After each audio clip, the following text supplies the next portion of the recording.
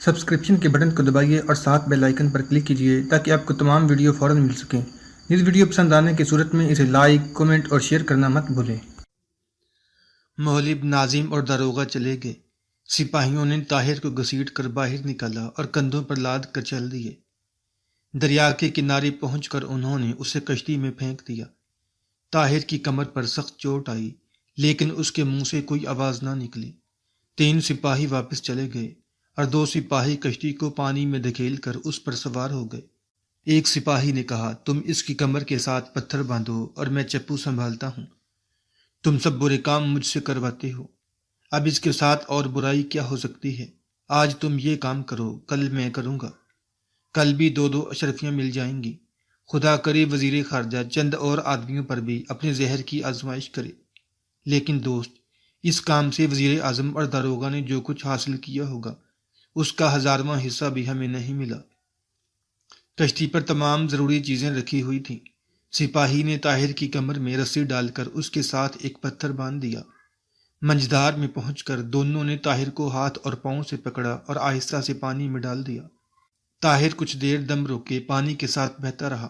بالاخر اس نے اوپر آنے کی کوشش کی۔ پتھر کے ساتھ پتھر پہلے ہی کافی کس کر بندھا ہوا تھا اور بھیگ جانے سے رسی کی گرہ اور زیادہ سخت ہو گئی تھی۔ تاہم اس نے محسوس کیا کہ وہ پتھر کا بوجھ اٹھا کر تیر سکتا ہے۔ جب تک کشتی کافی دور نہ چلی گئی، وہ صرف سانس لینے کے لیے سر اوپر نکال کر تیرتا رہا۔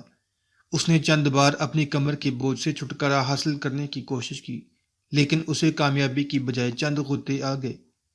کپڑوں میں پانی رچ جانے کے باعث اس نے محسوس کیا کہ اتنا بوجھ لے کر کنارے تک پہنچنا آسان نہیں۔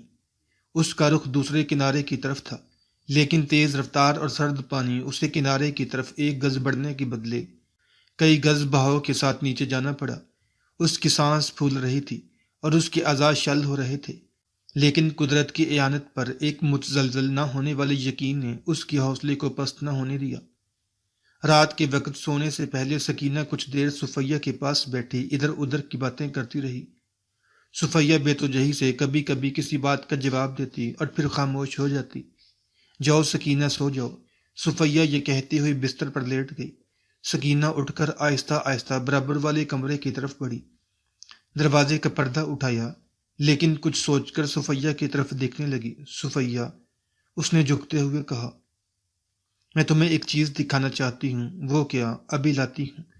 سکینہ اپنے کمرے سے چاندی کا ایک چھوٹا سا ڈبہ لائی اور کرسی کھسکا کر صفیہ کی بستر کے قریب بیٹھ گئی۔ بھلا اس میں کیا ہے؟ سکینہ نے معصومیت سے سوال کیا۔ مجھے کیا معلوم، دیکھو تو صحیح۔ سکینہ نے ڈبہ کھول کر اس کی آنکھوں کے سامنے کر دیا۔ صفیہ نے بے پرواہی سے گردن اوپر اٹھائی اور ایک نظر ڈالنے کے بعد پھر اپنا سر تکیے پر رکھ دیا۔ سکینہ نے ڈبے سے چمکتے ہوئے موتیوں کا ہار نکال کر اسے دکھاتے ہوئے کہا، یہ لو، میں نے آج ہی منگوایا ہے۔ میرا ارادہ تھا کہ تمہیں شادی کے موقع پر یہ تحفہ پیش کروں گی، لیکن میں اتنے دن انتظار نہیں کر سکتی۔ تم اسے اپنے پاس رکھو۔ جوہری کہتا تھا کہ اس سے بڑے موتی سارے بغداد میں نہیں۔ میں نے اسے ایک ہیرے کی انگوٹھی لانے کے لیے بھی کہا ہے۔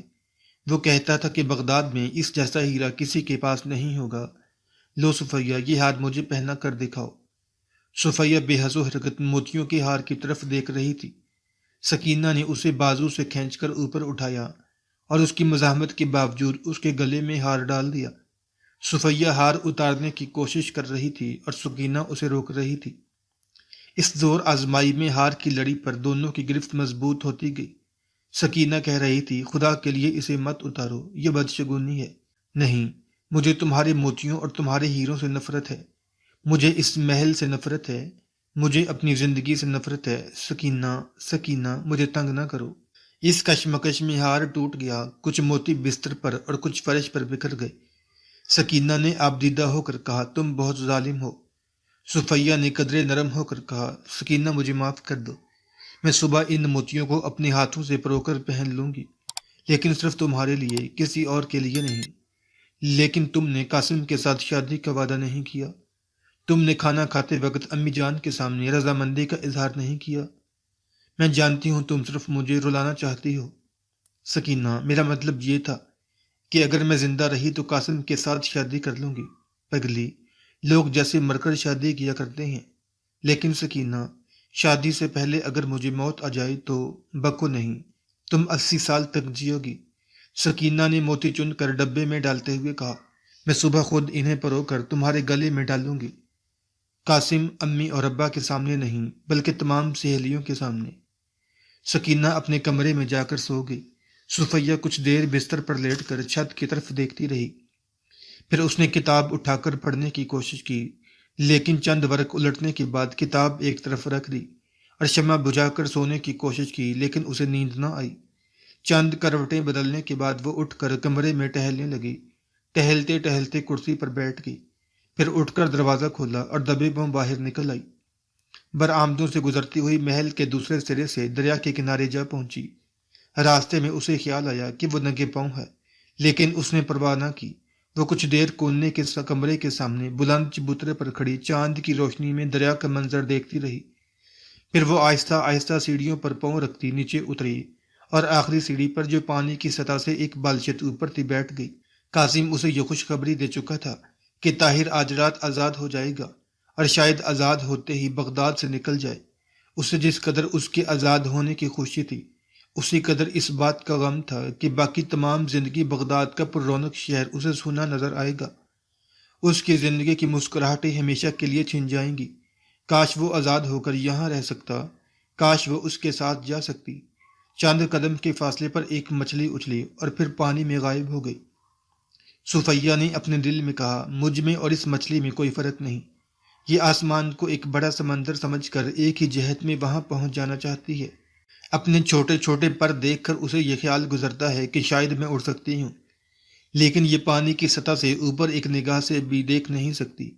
اس سے کیا معلوم کہ اس کی پر صرف تیرنے کے لیے ہے، اڑنے کے لیے نہیں۔ یہ پانی کی گہرائی میں غوطہ لگا کر نچلی سطح کی کیچڑ تک پہنچ سکتی ہے، نیلگوں فضا میں پرواز نہیں کر سکتی۔ صفیہ، یہ محل تیرے لیے ایک جھیل ہے۔ تو نے اس کے گدلے اور بدبودار پانی کی سطح پر تیرتے ہوئے آسمان کی بلندیوں پر اڑنے والا ایک آزاد پرندہ دیکھا۔ تو نے پانی سے اچھل کر اس کا ساتھ دینا چاہا، لیکن تیرے پاس اڑنے کے لیے پر نہ تھے۔ تیرے ساتھی آسمان سے سرگوشیاں کرنے والے عقاب نہیں، اس کے بدبودار اور گدلے پانی میں رہنے والے کچھوے ہیں۔ لیکن نہیں، تو جھیل میں پیدا ہونے کے باوجود ابھی شاید اس عقاب کا ساتھ دے سکتی ہے، لیکن شکاریوں نے اسے پکڑ کر ایک پنجرے میں بند کر دیا ہے، اور ایک کچھوے نے آ کر تجھ سے یہ کہا کہ اگر تو اس کیچڑ میں میرے ساتھ رہنا پسند کرے تو اس عقاب کو پنجرے سے نکال دوں گا۔ تو نے اس عقاب کو آزاد کروانے کے لیے یہ وعدہ کر لیا، تو نے بہت اچھا کیا، لیکن کیا تو اس قابل نفرت کچھوے کے ساتھ کیچڑ میں رہ سکے گی؟ تجھے صرف موت اس کشمکش سے نجات دلا سکتی ہے، خودکشی نہیں، نہیں، یہ بزدلی ہے، یہ خدا کی رحمت سے انکار ہے، یہ انسانیت کی توہین ہے۔ اس نے آنکھوں میں آنسو بھرتے ہوئے آسمان کی طرف دیکھا اور ہاتھ پھیلا کر بلند آواز میں کہا، میرے اللہ، مجھے ہمت دے، مجھے صبر دے۔ ایک بے کس عورت جس کا دنیا میں کوئی نہیں، آج تیری رحمت کا سہارا لیتی ہے۔ وہ اٹھنے کا ارادہ کر رہی تھی کہ اسے اپنے قریب پانی میں ہلکا سا شور سنائی دیا۔ اس نے چونک کر ادھر ادھر دیکھا۔ سیڑھی سے چند قدم کے فاصلے پر کوئی پانی میں آہستہ آہستہ ہاتھ پاؤں مار رہا تھا۔ خوف سے اس کا دل دھڑکنے لگا اور وہ چند سیڑھیاں اوپر چڑھ کر کھڑی ہو گئی۔ ایک آدمی پانی میں ڈوب ڈوب کر ابھرنے کی کوشش کر رہا تھا۔ صفیہ نے محسوس کیا کہ اس کی طاقت جواب دے چکی ہے۔ چند گز نیچے جانے کے بعد وہ سیڑھی کے قریب پہنچ گیا۔ اس نے دونوں بازو سیڑھی پر پھیلا کر اپنا سر ٹیک دیا، لیکن خوف پر ہمدردی غالب آ گئی۔ وہ ڈرتے ڈرتے نیچے اتری۔ تم کون ہو؟ اس نے سہمی ہوئی آواز میں کہا۔ اس نے جنبش تک نہ کی، وہ بری طرح ہانپ رہا تھا۔ صفیہ ذرا اور جرأت کر کے آگے بڑھی اور اسے 2 سیڑھیاں اوپر کھڑی ہو کر بولی، میں پوچھتی ہوں تم کون ہو اور اس وقت یہاں کیوں آئی ہو؟ اس نے سر اوپر اٹھا کر اور ایک نظر صفیہ کو دیکھنے کے بعد پھر نیچے ڈال دیا۔ ایک ثانیے کے لیے صفیہ کی پاؤں زمین سے پیوست ہو کر رہ گئی۔ اس نے گھٹی ہوئی آواز میں کہا، طاہر، طاہر، آپ اس حال میں؟ اس نے دوبارہ گردن اٹھائی۔ کون؟ صفیہ۔ صفیہ نے آگے بڑھ کر اس کا بازو پکڑ لیا اور اوپر کھینچنے لگی۔ طاہر سیڑھی پر چڑھ کر لیٹ گیا۔ صفیہ نے اس کی کمر کے ساتھ بندھی ہوئی پتھر کی سل دے کر کہا، ظالم دغا باز کمینہ، کون؟ میں۔ طاہر نے ذرا گردن اٹھا کر سوال کیا۔ نہیں نہیں، میں قاسم کے متعلق کہہ رہی ہوں۔ اس نے آپ کو قید سے چھڑانے کا وعدہ کیا تھا۔ طاہر نے اٹھ کر اپنا سر ہاتھوں میں دباتے ہوئے کہا، یہ تمہارا محل ہے؟ جی ہاں۔ بہت دور آ گیا میں۔ یہ پتھر مجھے بری طرح دوسری دنیا کی طرف دھکیل رہا تھا۔ مجھ سے غلطی ہوئی، مجھے ان دو آدمیوں سے کشتی پر ہی نمٹ لینا چاہیے تھا۔ صفیہ نے کہا، یہاں خطرہ ہے، اٹھیے میرے ساتھ آئیے۔ طاہر لڑکھڑاتا ہوا صفیہ کے ساتھ چل دیا۔ دونوں کنارے سے چند قدم کے فاصلے پر ایک گھنے درخت کے نیچے جا کھڑے ہوئے۔ صفیہ نے پوچھا، آپ زخمی تو نہیں؟ نہیں، لیکن تھکاوٹ سے چور ہو چکا ہوں۔ میں نے قید خانے کے قریب سے اس پتھر کے ساتھ تیرنا شروع کیا تھا۔ آپ یہاں کیا کر رہی ہیں؟ کچھ نہیں۔ لائیے میں یہ پتھر کھول دوں۔ زندہ آدمی کو پتھر باندھ کر دریا میں پھینکنے والا قاسم کے سوا اور کون ہو سکتا ہے؟ میں نے قاسم کو نہیں دیکھا اور مجھے دریا میں پھینکنے والوں کو یقین تھا کہ میں مر چکا ہوں۔ وہ کہتے، میں ابھی آپ کو بتاتا ہوں، لیکن مجھے یہ بتائیے کہ اس نئے قید خانے سے نکلنے کا کون سا راستہ ہے؟ ادھر دیکھیے، وہ کشتیاں کھڑی ہیں، آپ کشتی چلا سکتے ہیں نا؟ ورنہ محل کے ایک نوکر ہے جسے میں آپ کے ساتھ بھیج سکتی ہوں۔ نہیں، میں کشتی چلانا جانتا ہوں۔ اس دن میری طرح آپ کا وہ نوکر گرفتار تو نہیں ہو گیا تھا؟ نہیں، میں نے اسے بھگا دیا تھا۔ آپ کے باقی دوستوں میں سے بھی کوئی گرفتار نہیں ہوا۔ مجھے ڈر تھا کہ آپ مجھ سے بدظن ہو گئے ہوں گے۔ قاسم نے آپ کو ستانے کے لیے مجھ سے کہا تھا۔ بات یہ تھی کہ قاسم نے وہ رکا لونڈی سے چھین کر پڑھ لیا تھا۔ طاہر نے کہا، آپ کو صفائی پیش کرنے کی ضرورت نہیں، میں قاسم کو اچھی طرح جانتا ہوں، اور آپ کی تسلی کے لیے یہ کہہ دینا کافی سمجھتا ہوں کہ میں آپ کو بغداد کی تمام خواتین سے زیادہ قابل احترام سمجھتا ہوں۔ اب کسی سے اس ملاقات کا ذکر نہ کریں، میرے دشمن آج سے یہ سمجھیں گے کہ میں مر چکا ہوں۔ ممکن ہے کہ مجھے پھر بغداد آنا پڑے۔ مجھے قید خانے میں انہوں نے زہر دے کر ہلاک کرنے کی کوشش کی تھی، لیکن میری بجائے وہ کھانا ایک اور شخص نے کھا لیا۔ وہ میرے ساتھ والی کوٹری میں بند تھا۔ ہم تنگ سرنگ کے راستے ایک دوسرے کے پاس آ جا سکتے تھے۔ رات کے وقت وہ میرے کمرے میں آیا، میرا کھانا پڑا ہوا تھا۔ اس نے زہر آلود پنیر کھا لیا اور مر گیا۔ میں اسے سرنگ میں دھکیل کر اوپر سلے رکھایا ہوں۔ اس کے بعد میں دم ساد کر لیٹ گیا اور انہوں نے مجھے مردہ سمجھ کر دریا میں پھینک دیا۔ مجھے زہر دینے کی سازش میں شہر کا ناظم، قید خانے کا داروغہ اور محلب بن داؤد شریک تھے۔ قاسم کے متعلق مجھے علم نہیں۔ ایسی ناپاک سازش قاسم کے بغیر مکمل نہیں ہو سکتی۔ شام سے تھوڑی دیر بعد اس نے باہر جاتے ہوئے مجھے بتایا کہ محلب اور ناظم شہر اس کے ساتھ آپ کو آزاد کرنے کا وعدہ کر چکے ہیں۔ وہ ابھی تک شاید واپس نہیں آیا۔ طاہر نے کہا، قاسم کا اس سازش میں شریک ہونا میں بعید از قیاس نہیں سمجھتا۔ اب آپ کے ذمے ایک کام ہے، اور وہ یہ کہ آپ اپنے چچا کو ان حالات سے باخبر کر دیں۔ آپ کا مطلب ہے کہ میں انہیں آپ کے متعلق بتا دوں؟ نہیں، میرے متعلق کچھ نہ بتائیے۔ انہیں صرف یہ بتا دیجیے کہ محلب کے دیے ہوئے زہر سے وحید الدین سابق وزیر خارجہ ہلاک ہو چکا ہے، اور وہ چھپا ہوا نہیں تھا، بلکہ محلب نے اسے قید کر رکھا تھا۔ چنگیز خان کو پیغام بھجوانے کی سازش محلب نے کی تھی، اور اب سازش کے انکشاف کے خوف سے اس نے ان دو بے گناہوں کی جان لی ہے، اور اس کا ثبوت یہ ہے کہ وحید الدین کی لاش اس سرنگ میں پڑی ہوئی ہے۔ اپنے چچا کو مجبور کریں کہ وہ صبح ہوتے ہی قید خانے کی ان کوٹریوں کا معائنہ کریں، ورنہ کل رات اسے بھی میری طرح دریا میں پھینک دیا جائے گا۔ تمہارے چچا ان باتوں پر اعتبار کرنے سے پہلے تم سے یہ پوچھیں گے کہ تمہیں ان واقعات کا علم کیسے ہوا۔ تم اس کا یہ جواب دے سکتی ہو کہ قید خانے کے ایک سپاہی نے یہ واقعات میرے کسی دوست کو بتائے ہیں، اور اس نے تمہارے نوکر سعید کو آدھی رات کے وقت تمہارے پاس بھیجا تھا۔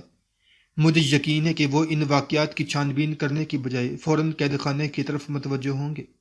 صفیہ نے کہا، میں اس کا بندوبست کر لوں گی۔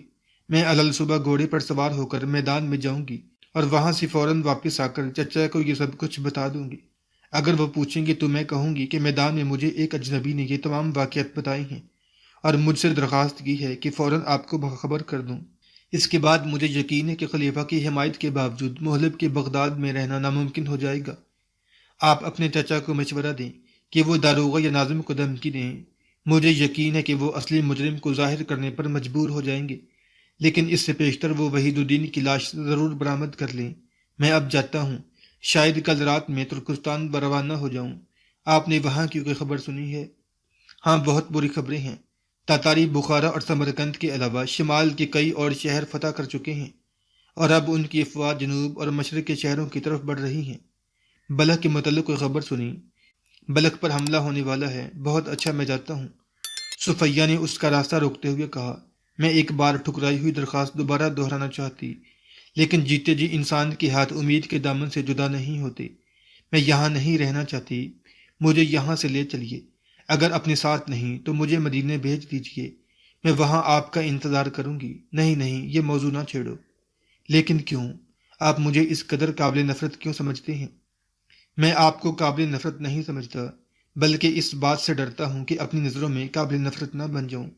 صفیہ کچھ کہنا چاہتی تھی، لیکن دو پہرے دار باتیں کرتے ہوئے برآمدے سے نکلے اور چبوترے پر کھڑے ہو گئے۔ ایک کہہ رہا تھا، قاسم رات ہوتے ہی کشتی پر دوسرے کنارے گیا تھا، ابھی تک نہیں لوٹا۔ دوسرے نے کہا، بھئی شادی کی تیاریاں ہو رہی ہیں، وہ کسی جوہری کی دکان لوٹنے گیا ہوگا۔ کس کی شادی؟ ارے قاسم کی۔ کس کے ساتھ؟ یہ تو ہمارے استبل کے سائس بھی جانتے ہیں، صفیہ کے ساتھ۔ بالکل بکواس۔ صفیہ کے متعلق تو اس محل کے چمگادڑ بھی یہ جانتے ہیں کہ اسے قاسم کے ساتھ روزے پیدائی سے نفرت چلی آتی ہے۔ لگاؤ شرط۔ تم پہلے میرے ساتھ کئی شرطیں ہار چکی ہو، پہلے پچھلی شرط کے 4 دینار مجھے دو، پھر نئی شرط لگا دوں گا، وہ میں تمہیں صبح ہوتے ہی دے دوں گا۔ لیکن مزہ جب ہے کہ تم میرے ساتھ 20 دینار کی شرط لگاؤ۔ منظور ہے، لیکن ایسے نہیں۔ چلو صادق کے سامنے دونوں قسم کھاتے ہیں، چلو۔ سپاہی چل دیے اور طاہر نے آہستہ سے پوچھا، کیا یہ درست ہے؟ ہاں، قاسم نے آپ کو اس شرط پر قید سے آزاد کرنے کا ذمہ لیا تھا کہ میں اس کے ساتھ شادی کرنے کا وعدہ کروں، اور مجھے آپ کے لیے یہ وعدہ کرنا پڑا۔ اب اس انکشاف کے بعد اس وعدے سے آزاد ہوں گی، لیکن اگر اس کے باوجود آپ یہ سمجھتی ہیں کہ میری وجہ سے آپ اپنی نظروں میں قابل نفرت بن جائیں گے، تو مجھے حکم دیجیے کہ اس دنیا میں ذلت کا کوئی گڑھا ایسا نہیں جس میں میں آپ کا حکم سن کر آنکھیں بند کر کے کودنے کے لیے تیار نہ ہو جاؤں۔ اس محل میں رہتے ہوئے میرے لیے 2 ہی راستے ہیں، قاسم کے ساتھ شادی کر لوں یا اس دریا میں ڈوب جاؤں۔ اگر میری یہ قربانی عالم اسلام کے بےکس بہنوں کو کوئی فائدہ پہنچا سکتی ہے تو میں اس کے لیے تیار ہوں، لیکن خدا میرا گواہ ہے کہ میں صرف آپ کو چاہتی ہوں، اور جب تک زندہ رہوں گی آپ کو چاہتی رہوں گی۔ اگر یہ ایک جرم ہے تو میں مجرم ہوں۔ اگر اس جرم کی سزا موت ہے تو خدا کے لیے اپنے ہاتھوں سے میرا گلا گھونٹ دیجیے، مجھے اس پتھر کے ساتھ باندھ کر دریا میں دھکیل دیجیے، میں آپ کو اپنا قاضی بناتی ہوں۔ آپ سے اپنے متعلق فتویٰ پوچھتی ہوں۔ اگر میں نے اس کیچڑ میں پلنے والے کیڑوں کی بجائے اپنی محبت کے لیے ایک انسان تلاش کرنے میں کوئی جرم کیا ہے تو بتائیے میری سزا کیا ہے؟ آپ کہتے تھے کہ ترکستان کے میدان خطرناک ہیں، لیکن کاش آپ کو یہ معلوم ہوتا کہ عورت جسے چاہتی ہے اس کے ساتھ تیروں کی بارش میں بھی خوش رہ سکتی ہے، لیکن اس کے بغیر اسے سونے کے محل بھی قید خانہ معلوم ہوتے ہیں۔ وہ رو رہی تھی۔ طاہر یہ محسوس کر رہا تھا کہ دنیا کے تمام عناصر کی قوت تسخیر سے مٹ کر اس لڑکی کے وجود میں آ گئی ہے۔ اس نے پہلی بار اس حسین چہرے کی طرف غور سے دیکھا جس میں ہزاروں بجلیاں تڑپ رہی تھیں۔ طاہر ضبط نہ کر سکا، صفیہ، صفیہ، کاش مجھے پہلے معلوم ہوتا، مجرم تم نہیں میں ہوں۔ قراقرم جانے سے پہلے مجھے معلوم نہ تھا کہ تم مجھے اس حد تک قابل توجہ سمجھتی ہو، لیکن اس سفر، طاہر یہاں تک کہہ کر خاموش ہو گیا۔ صفیہ جیسے گہرے پانی میں غوطہ لگا کر سانس لے رہی ہو۔ طاہر کے منہ سے اپنا نام سن کر وہ پھر امید کا چھوٹا ہوا دامن پکڑ رہی تھی۔ بتائیے اس سفر میں کیا ہوا، بتائیے۔ میں ایک لڑکی سے شادی کا وعدہ کر چکا ہوں۔ طاہر کا خیال تھا کہ وہ یہ الفاظ سننے کے بعد اس پر حقارت سے ایک نگاہ ڈالنے کے بعد بھاگ جائے گی، لیکن اسے جنبش تک نہ ہوئی۔ نفرت اور حقارت کی بجائے اس کے ہونٹوں پر ایک دل فریب مسکراہٹ تھی۔ تلخ ہونے کی بجائے اس نے میٹھی اور دلکش آواز میں کہا، تو تم مجھ سے نفرت نہیں کرتے؟ میں تم سے نفرت کیسے کر سکتا ہوں؟ کیا وہ خوبصورت ہے؟ ہاں، یقیناً مجھ سے کہیں زیادہ خوبصورت ہوگی۔ نہیں، مجھے معلوم نہیں۔ اگر آپ اس کے ساتھ شادی کا وعدہ نہ کر چکے ہوتے تو کیا پھر بھی میری التجائیں ٹھکرا دیتے اور مجھے ساتھ لے جانے سے انکار کر دیتے؟ ہاں، موجودہ حالات میں فرض مجھے انکار پر مجبور کرتا۔ میں میدان میں تمہاری حفاظت کرنے کی بجائے اس شہر اور ملک کی 4 دیواری پر پہرا دینا زیادہ آسان سمجھتا ہوں۔ اس کا نام کیا ہے؟ سریا۔ کہاں ہے وہ؟ بلخ میں۔ اگر اسے یہ معلوم ہو جائے کہ اس کی طرح بغداد میں بھی اس کی ایک بہن آپ کو چاہتی ہے تو کیا وہ اسے اپنی حق تلفی سمجھے گی؟ نہیں، وہ حسد سے بہت بلند ہے۔ ایک عورت دوسری عورت کی مجبوریاں سمجھ سکتی ہے۔ آپ اس کے ساتھ شادی کر لیں، میں اس امید پر زندہ رہوں گی کہ میں کسی دن اس سے رحم کی بھیک مانگ کر آپ کے پاس پہنچ جاؤں گی اور ہم دونوں اپنے لیے آپ کا دامن کشادہ پائیں گی۔ میں اس کی لونڈی بن کر بھی گزارا کر لوں گی۔ میں صرف یہ جاننا چاہتی تھی کہ آپ مجھ سے نفرت نہیں کرتے، یہ میرے لیے بہت بڑا انعام ہے، بہت بڑا سہارا ہے۔ اس مضبوط چٹان پر کھڑی ہو کر ساری دنیا کے ساتھ لڑ سکتی ہوں۔ میں اب چچا چچی اور قاسم کو جواب دے سکتی ہوں، مجھے کسی کا خوف نہیں۔